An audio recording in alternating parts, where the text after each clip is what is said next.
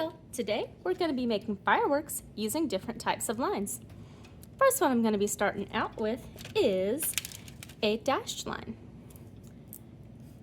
You're going to make short lines all coming out from the center.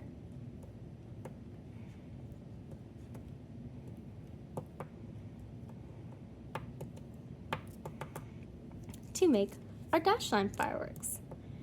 Then fill in as many as you want until it looks full.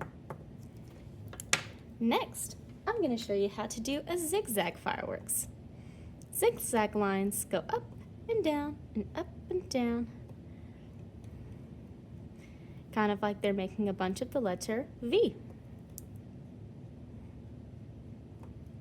I made one going side to side. I made one going up and down.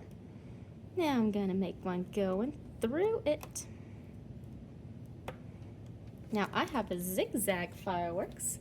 Next, I'm going to do a wavy line fireworks. This is kind of like the zigzag, except it is not pointy. It is curvy.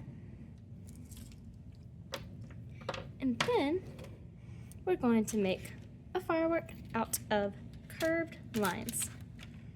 We'll start out going up and down, then do a little frown, and then keep making those curved lines all moving down.